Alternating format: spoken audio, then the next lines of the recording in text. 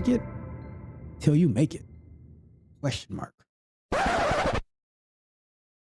Yeah? All right. So it says, fake it till you make it. Hi, guys. I wanted your advice for me as an incoming QA lead of a booming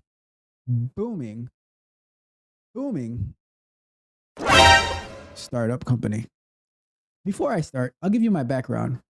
I am a JS developer, and this is my first job since I graduated in 2018. And the main task that I have is so boring and just parsing, scraping, and getting selectors of DOM from different websites. I always watch tutorials about React to upskill, but I always fall in a tutorial loop, and I even joined a bootcamp, but nothing happens about my skills. I always forget and not use, oh my God, the English that some of these people use. I always forgot and not used or used to or even confident about it. I also fail on job interviews as I want to upskill.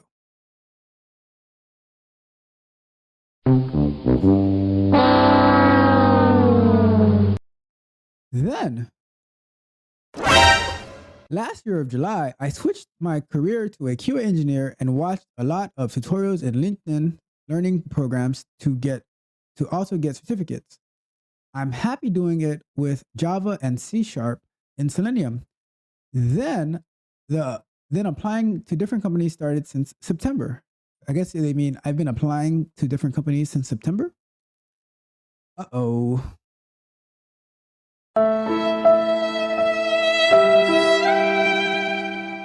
It's about to get real. I even faked my resume that I have QA experience, and the company has that program where you can try different roles or positions as long as you requested it. So I've lied to them that I enjoy doing testing more. I even lied. Uh-oh.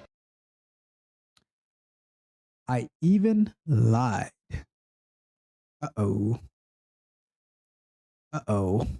even lied about that the company doesn't have an automation on their regression testing, and I'm the one who proposed and built it from scratch.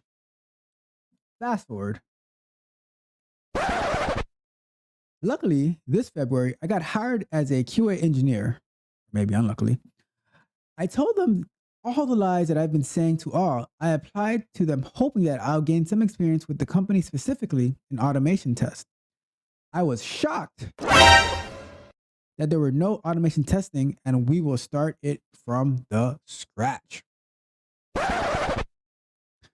We are 3 people, including the lead. My co-QA engineer has no experience in creating automated scripts. She applied for manual testing team, but she was assigned to us. The lead that we got came from manual team and has a background of programming, but no automation testing experience.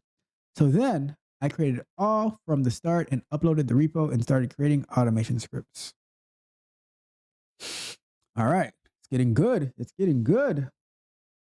Then the urgent project happened, and we were stopped creating automation scripts as we were told to help the manual team on the project. Everything I did was good and even praised by the devs because of my attention to detail and very clear on the bug tickets that I've created. That's all because of ChatGPT.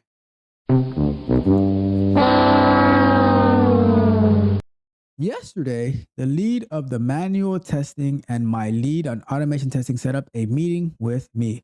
They told me that they were going to be project manager and business analyst, and they were going to promote me as a QA lead. I'm shocked. Me too, my friend, me too. Excited, but damn, I don't know how and what are the best practices as a QA lead. Could you guys help me, as I'm just turning to 5 months as a QA engineer?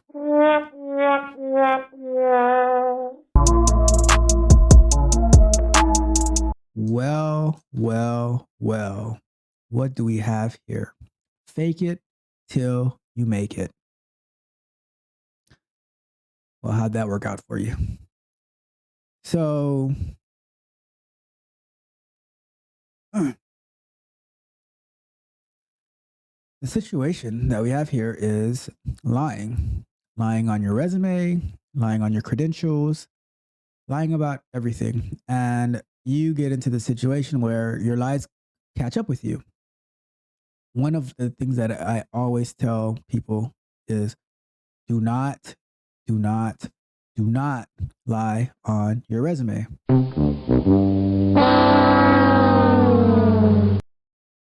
Because, and especially like if I'm interviewing you and you lie on your resume, I'm like, I question you about the things that are on your resume. And I go, and if being that I know the details, like the back of my hand about QA and QA engineering, all that stuff, and I have a good understanding of like software engineering and stuff like that.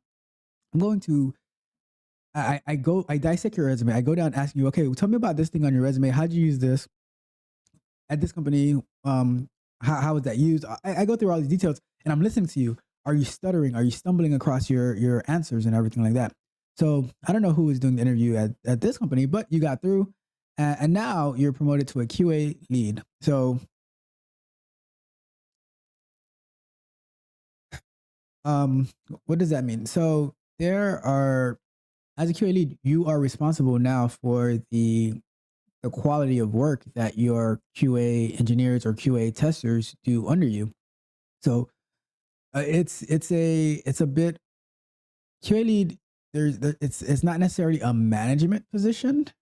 It depends on depending on the company, right? But it's not necessarily a management position, but it is a you are responsible for the quality of work of the QA engineers that are under you. So if they are they properly going through like the testing cycle, catching bugs, all that stuff. Now, the honest truth is, you sound lazy, right? Like you don't really care about what you're doing. You don't really care to learn anything. You're taking shortcuts left and right. You're using and don't get me wrong. Like I love Chat GPT. I love AI based tools. I use a lot of it myself, but not necessarily for my job. And I wouldn't use it to do my job for me. And I would use it as supplementary to making things like a little bit more precise and making things clean. But I need to have the knowledge of up here of how I would be um, testing and answering questions. And like so while tools like Chat GPT and other AI tools might be refining the words that I'm using, right? But it's not my like I am able to do it without it. It might make it easier. But the thing is like you're saying that and you're laughing about it, right? You're freaking laughing about it. Like what gives? Like you really don't care. And like because at first I was like, oh yeah, I wouldn't mind helping this person, but the way that you write this whole thing out, like maybe you shouldn't give all those details. Maybe you should have lied some more. Like why did you just keep lying about how you got to where you are? Because if honesty was not never your best practice, then why start all of a sudden now and then expect people to feel some type of sympathy for you? Um, that being said, if you're serious about learning and being a QA engineer, a solid QA engineer, you're gonna have there's a lot of learning that you're going to have to do, especially like if you have that experience as a JS developer, and you're this is the thing like. It's so hard to answer your question because you don't it doesn't seem like you care and you complain a lot, so you found it boring and unfulfilling and all this type of stuff, so then like you tried to learn about it, but you didn't really put much effort into it. So now you get funneled into QA, and now you're trying to keep my composure here because like the way that QA engineers work and the way that they represent the industry is very important to me. So you're laughing about not putting in the proper work, not doing the adequate amount of research that you need to do, and you find it funny, right? So you're just here infiltrating our community and now you want our help. You know, I kind of see why you got the responses to your request that you did. You know, and I guess we need to have a conversation to see like where you really are with this because you put yourself in a hole. And there's so many resources out there that you can use to maybe not necessarily tell you the details about being a QA lead, but it would give you the knowledge that you need to it would give you the knowledge that you need to start ramping up and start to like become a valid and official QA tester, QA engineer, and lead your team and not lead your company to destruction. Because, like I've said before, QA engineering, QA testers, etc., they are the last line of defense of our company. And with my goal that I'm trying to instill in every one of the people who work with me is not only having it to be the last line of defense, but also to have it to be the first line of defense. Have your voice heard from the beginning, have your voice heard at the end, have a loud voice in both spots. And then in the middle, you're working with all the ones with everyone doing the implementation, from like the product owners to the scrum masters to the software engineers, where you have a heavy influence on the outcome of the project, of the software that you're building.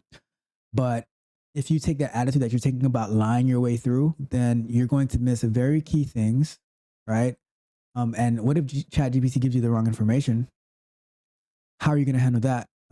This is not the right way to go. And if you wanted to change it around, then you could definitely contact me, Tech Coach Ralph, and we could work on a plan to help you properly lead. We can work on a plan to help you properly lead your team and be the QA engineer, the lead QA who doesn't lie their way through their career. So take that into consideration. Hit me up if you are serious about this and you want to stop lying, because the more you lie, you're going to get found out and you're going to get terminated, and you probably deserve it if not already. So that's that. And sometimes like you have to give people some harsh truths, especially if you value your industry. You don't let people infiltrate and just do whatever it is that they want to do, run rampant. And like we need to have gatekeepers of professionalism in our industry, or it will be taken over. So that's a tough one for me. That's very frustrating question, but let's move on. If you enjoyed the fascinating information shared in this video and you want more, be sure to hit the subscribe button to Tech Coach Ralph to be notified for new videos.